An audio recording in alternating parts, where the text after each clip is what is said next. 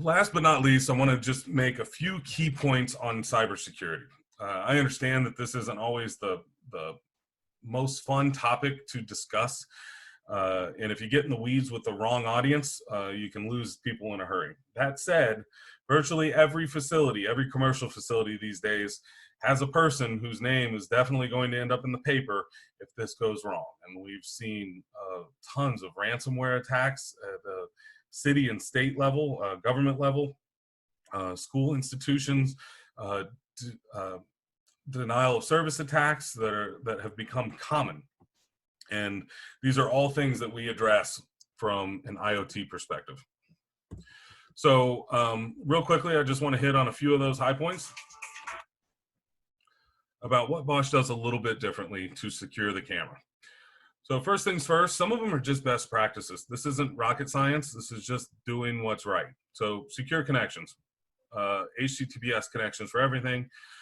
Password enforcement at setup. There is no such thing as a default password for a Bosch camera. That is the #1 way to hack an IoT device, is to walk right in with a default password.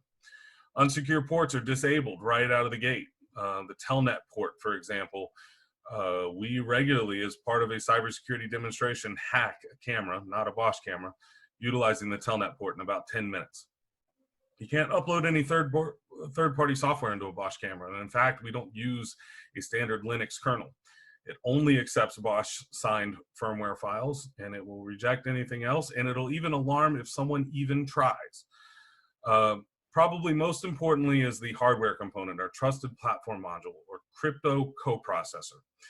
This is a repository for encryption keys, for certificates, and for passwords, which means that there is no storage on the camera, that even if it were physically hacked, that you could take those critical pieces of information off of the camera and use them to gain access to the network, or try to emulate the camera as an access point into the network. Again, many of these things are just best practices. Bosch publishes a quick lockdown guide that will help any installers spend just a few extra minutes as part of their deployment to really lock down the system, reduce your total attack surface, and basically make these cameras look like a hole in the internet. So the last thing I want to hit on cybersecurity is to kind of bring this into the real world in an attack that many may be familiar with, but also to kind of illustrate why this is not a conversation that we can afford to say, oh, that doesn't apply to me.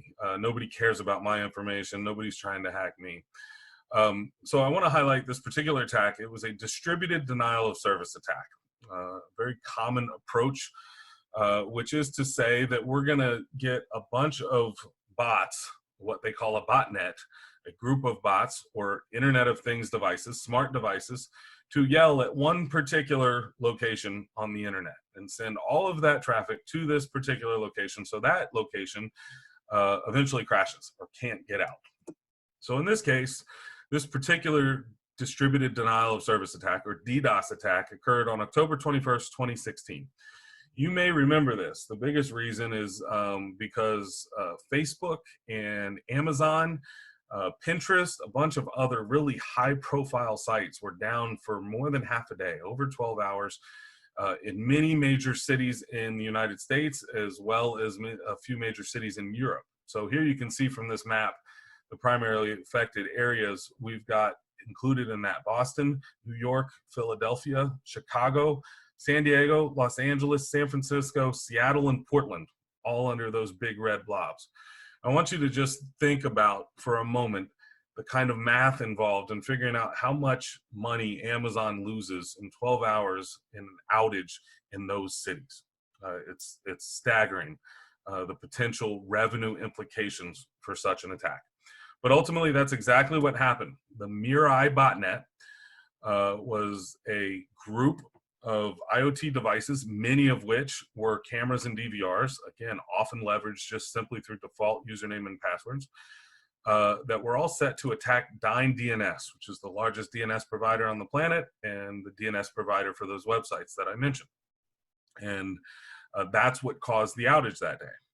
What I think is really interesting about this attack and why I highlight it is the fact that Dyn DNS immediately started, they're a technology company. They're not dumb. They realized very quickly that they were being attacked and start tracing to figure out who or what is attacking them. So they're generating lists, big giant list, 1 million plus devices that are pinging their servers and causing them to not be able to service their customers. And they even tried to sue some of them.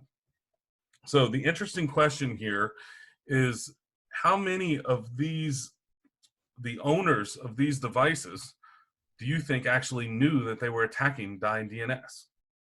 Absolutely none of them. None of them. Excellent point, Lisa.